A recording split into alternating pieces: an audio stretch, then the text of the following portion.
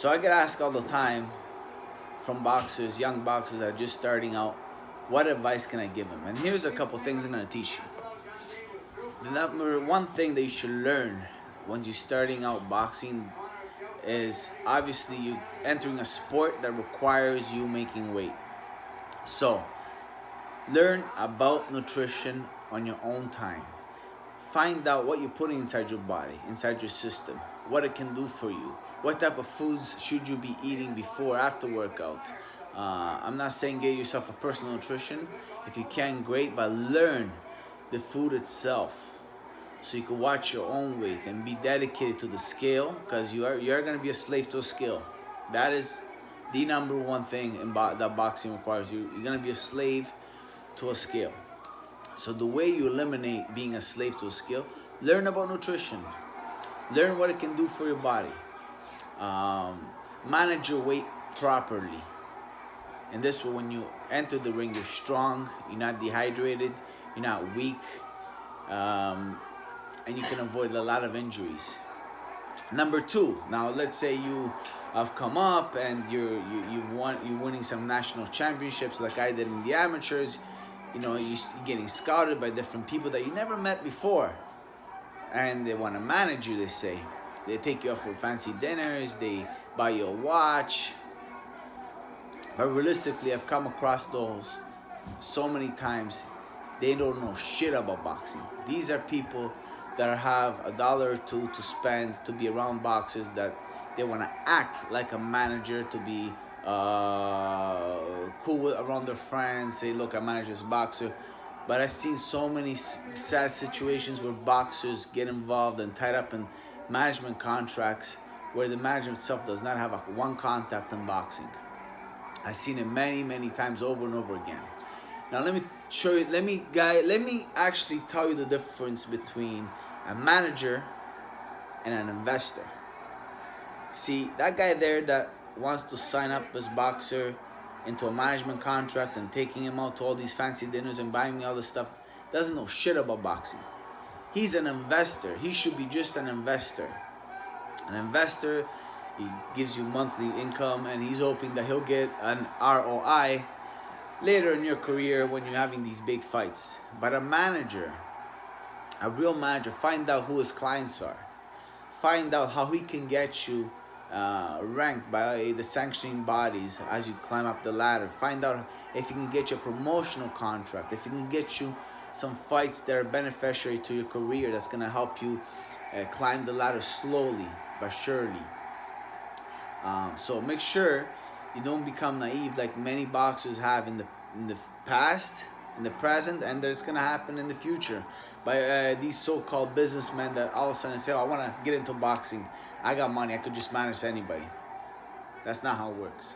Sadly, I've seen so many situations that these rich guys, they just sugar these fighters and they have no fights. They get them 0 fights just to say to have that title that they're manager.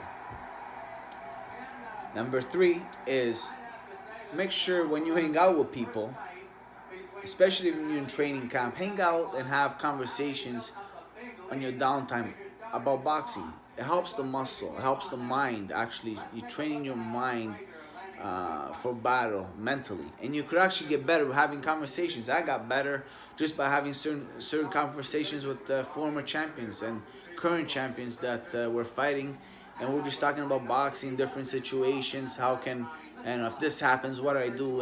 If you know, if I'm hurt, you know, which angle should I hold them, and just how to manage yourself in the ring. Conversations on how to manage yourself in the ring.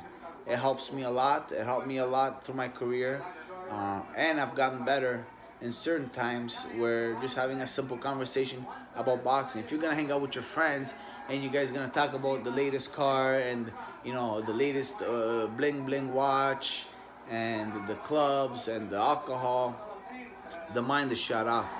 I'm not saying give your mind a break as well. Give yourself that you know, that day or two of break where you're just doing something that's a hobby. But be careful. Don't say that it's a hobby, because sometimes it could become a habit, a bad habit, and it could become a side thing. So habits are number one.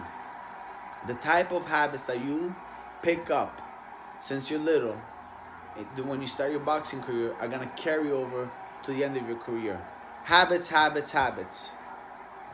I've seen so many horrible situations where boxers that were so good in the gym that could have done way better than me, and they didn't do anything because of certain habits they picked up, certain people they hung out with, certain people that they trusted, and just certain situations that they allowed themselves in. So I recommend, if you're watching this video, share it with your friends, share it with someone that wants to be a boxer. And there's a lot of consequences. I'm gonna be doing more videos and giving you guys more advice on the details of boxing, because I don't think they're shared enough. But this is, in a nutshell, this is the best advice I could give a young boxer. Is number one, learn about nutrition. Don't be so naive of, just because someone gives you a $2,000 check, all of a sudden you think he knows everybody in boxing. He doesn't. And make sure you have positive conversations with your group of friends that are about boxing. Hang out, try to have conversations with champions, and try to meet others.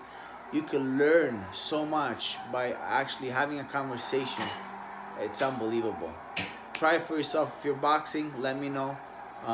If you tried any of these techniques, it's gonna definitely help the mind, the body, and spirit. And share it with someone that needs to hear this. And subscribe. Ciao, guys.